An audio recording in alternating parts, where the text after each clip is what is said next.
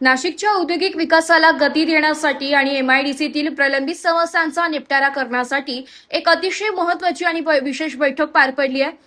आमदार सीमा हिरे, सातपूर मनपा सभापती समाधान देवरे यांच्या विशेष पुढाकाराने अंबड आणि सातपूर औद्योगिक क्षेत्रातील विविध प्रश्नांवर या बैठकीत सविस्तर चर्चा करण्यात आली आहे।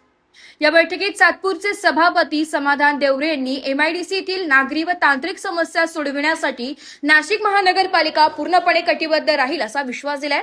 याचबरोबर त्यांनी स्थानिक तरुणांच्या आणि महिलांच्या हक्कासाठी एक अत्यंत महत्त्वाची आग्रही मागणी मांडली आहे। एमआयडीसीतील सर्व उद्योगपती, एचआर मॅनेजर्स आणि निमा आणि आयमाच्या पदाधिकाऱ्यांनी सिडको, अंबड आणि सातपूर भागात राहणाऱ्या स्थानिक तरुण तरुणींना उद्योगांमध्ये 20% जागा राखीव ठेवाव्यात असा महत्त्वपूर्ण प्रस्ताव त्यांनी व्यासपीठावर ठेवलाय।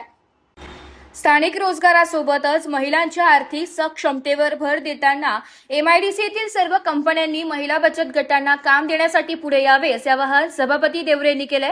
विशेष म्हणजे या बचत गटांची कामे वेळेत आणि पूर्ण करून देण्याची जबाबदारी व हमी स्वतः सभापतींनी घेतली आहे। आमदार सीमा हिरे यांनी या दोन्ही मागण्यांची गंभीर दखल घेत स्थानिक तरुणांना रोजगार आणि महिला बचत गटांना प्राधान्य देण्यासाठी सर्व उद्योगपतींनी तातडीने पुढाकार घ्यावा असे निर्देश उपस्थित उद्योजकांना दिले। या महत्त्वपूर्ण बैठकीस नाशिक महानगरपालिकेचे विविध विभागांचे प्रमुख अधिकारी, लोकप्रतिनिधी, नगरसेवक आणि उद्योजक मोठ्या संख्येने उपस्थित होते। आता या निर्णयामुळे स्थानिक तरुणांना रोजगाराच्या नवी संधी आणि महिला बचत गटांना मोठा हातभार मिळेल अशी आशा व्यक्त केली जात आहे।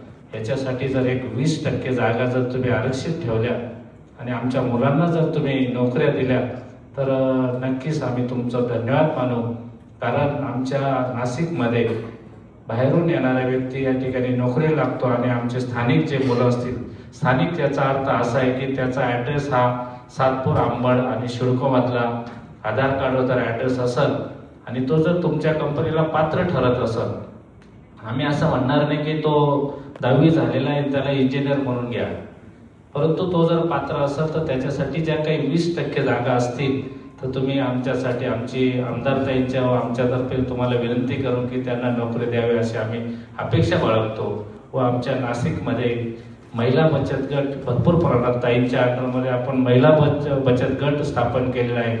नुसता बचत गट स्थापन करून त्या महिलांना जर उद्योग मिळत नसेल तर त्या महिलांचा बचत गटाला काही अर्थ उरत नाही।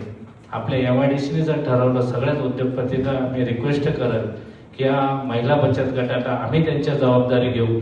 तुम्ही जर त्यांना, आम्ही आमच्या महानगरपालिकेचे जे काही महिला बचत गटांसाठी जो काही उद्योजक म्हणून त्यांना आम्ही आता घोषित करतोय, त्या ठिकाणी जर तुमच्या कंपनीमधलं काही काम देता आलं तर आमच्याशी संपर्क साधा। तुमच्या कामाच्या, तुमच्या ज्या काही प्रोडक्टची जबाबदारी आम्ही घेऊ आणि या बचत गटाला सुद्धा तुम्ही काम द्यावं एवढं तुम्हाला सगळ्यांना विनंती करतो आणि अपेक्षा बाळगतो की आमच्या तरुण युवा पिढींना तुम्ही 20% जागा आरक्षित करावा एवढी विनंती करतो।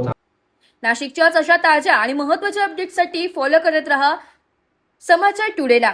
ब्युरो रिपोर्ट, एसडी मणियार, समाचार टुडे, सातपूर।